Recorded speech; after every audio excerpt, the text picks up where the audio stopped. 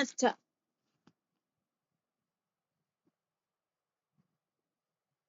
আচ্ছা, আগেরটা আমি বলতে বলতে হচ্ছে কি যে ভিডিওটা কাট হয়ে গিয়েছিল, তো তার জন্য সরি। তো নেক্সট আমরা স্টার্ট করছি। তো আমরা কি বললাম যে কিডনি থোরাকোলাম্বার রিজিয়ন অবস্থান করে, কেন করে এটুকুনি বুঝলাম। এছাড়া অনেক সময় বলা হয় কিডনি কস্টোব্রাটিব্রাল। আমরা জানি আমাদের 12 রিব আছে, 12টা রিব আছে। তো কিডনির যে পস্টেরিয়র সারফেস, এই 12 রিব আর আমাদের এই ভার্টিব্রা এই জায়গাটাতে অবস্থান করে। কোনটা কিডনির কোনটা এইরকম জায়গাতে অবস্থান করে বলে বলা হয়ে থাকে এটা কস্টোভার্টিব্রাল রিজিয়নে অবস্থান করে 12 রিব থেকে। আর ভার্টিব্রার যে অ্যাঙ্গেল ওই জায়গাটাতে কিডনির কোনটা থাকে বলে তাকে বলা হয় কিডনি কস্টোভার্টিব্রাল এরিয়াতেও আছে। তা এখানে এগুলো কিন্তু খুব ইম্পর্টেন্ট ইম্পর্টেন্ট জিনিস। এরপর হচ্ছে যে কিডনির ওয়েট বা কিডনির কালার বা কিডনির হাইট লেন্থ ফেন্থ কত। তো এটা হচ্ছে আমাদের, এটা হচ্ছে কিডনি। ঠিক আছে। দূর বাবা, কিডনি আমার তাতাইয়ের মতো হয়ে যাচ্ছে। তাতাই কে বুঝবে না তোমরা, তাতাই আমার একটা ভাই। তো হচ্ছে কি যে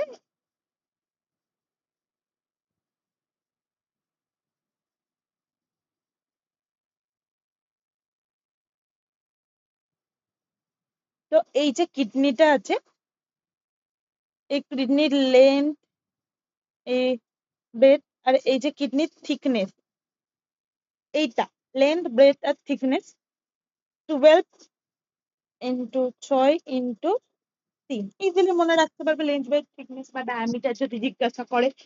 একটা কিডনির ওয়েট হচ্ছে 150 গ্রাম, বোঝা গেছে যে একটা কিডনির ওয়েট হচ্ছে 150 গ্রাম। কতগুলো অ্যান্সার বলে দিলাম। কিডনি বিন শেপের হয়, দেখতেই পাচ্ছ বিন শেপের হচ্ছে। এছাড়াও kidney reddish with brownish colour. Red কেন হয়? ব্লাড ভেসেলের জন্য। আর ব্রাউনিশ কেন হয়? পিগমেন্টের জন্য। তো রেডিশ ব্রাউনিশ কালার বলা হয়। এছাড়াও কি বললাম যে নেফ্রন কিডনি স্ট্রাকচারাল। আচ্ছা, রেডিশ ব্রাউনিশটাও লিখে দিবা বা তোমরা নয়তো ভয় পেয়ে যাও। কিডনি রেডিশ ব্রাউনিশ কালারের হয়ে থাকে আর পিগমেন্টের জন্য ব্রাউনিশ বলে, রেডিশ ব্লাড ভেসেল প্রেজেন্ট থাকে বলে তার জন্য। এরপর আমরা পড়লাম যে কিডনি স্ট্রাকচারাল আর ফাংশনাল ইউনিট হচ্ছে নেফ্রন। এটা যদি কিডনি হয়, কিডনির মধ্যে অনেক নেফ্রন থাকে। ঠিক আছে। তো এই নেফ্রন যেটা আছে, এই নেফ্রন তুমি তাহলে খালি চোখে কিডনি খুলে নেফ্রন দেখতে পারো না, এটা মাইক্রোস্কোপিক একটা স্ট্রাকচার, মাইক্রোস্কোপিক দেখতে হয়। তো একটা কিডনিতে 1 থেকে 1.3 মিলিয়ন নেফ্রন থাকে, 1 থেকে 1.3 মিলিয়ন নেফ্রন থাকে। ব্যাস, এটুকুনি। এছাড়াও কিডনিকে রেট্রোপেরিটোনিয়াল অর্গান বলে, যেহেতু পিছনের দিকে অবস্থান করে বলে। রেট্রোপেরিটোনিয়াল, পেরিটোনিয়াল ক্যাভিটি জানো তোমরা, রেট্রোপেরিটোনিয়াল অর্গানও বলা হয়ে থাকে কিডনিকে।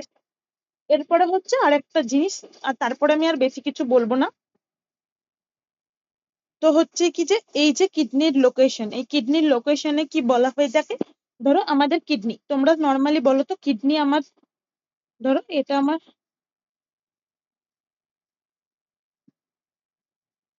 আমার কিডনিটা হচ্ছে না কেন আঁকা?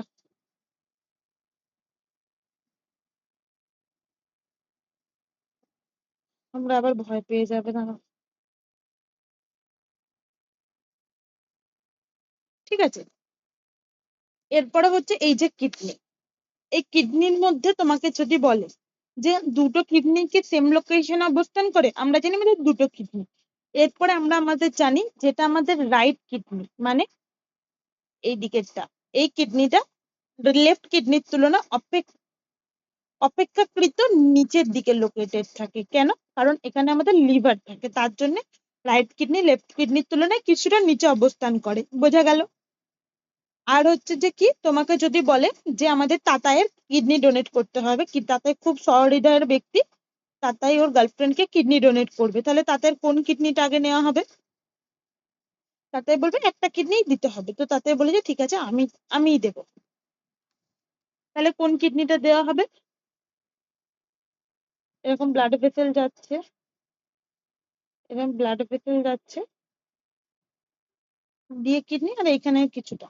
সবসময় মনে রাখবে ডোনেশনের জন্য সবসময় প্রেফার করা হয় লেফট কিডনিকে। কারণ লেফট কিডনির এইদিকে ব্লাড ভেসেলের সাপ্লাইটা একটু দূরে, ব্লাড ভেসেল একটু দূরে অপেক্ষাকৃত কিডনিটা আমাদের মেন ভেসেল থেকে, মেন জায়গা থেকে একটু দূরে থাকে, মেন ভেসেল থেকে। তার জন্য বলা হয় যেহেতু ব্লাড সাপ্লাই লং, তো ওটাকে কাট করা ইজিলি পসিবল। তো লেফট কিডনি সবসময় ডোনেশন অফ চয়েস হচ্ছে লেফট কিডনি। ব্যাস, এছাড়া পরের পার্টে আমরা renal capsule, renal cortex medulla এই সমস্ত কিছু পড়বো। Thank you. আমি জানি আমি ক্লাসে যেভাবে পড়ে সেভাবে পড়াতে পারছি না, কারণ ওয়ান ওয়ে কমিউনিকেশন আমার দ্বারা খুব একটা ভালো হয় না, তাও চেষ্টা করলাম, দেখো যদি বুঝতে পারো।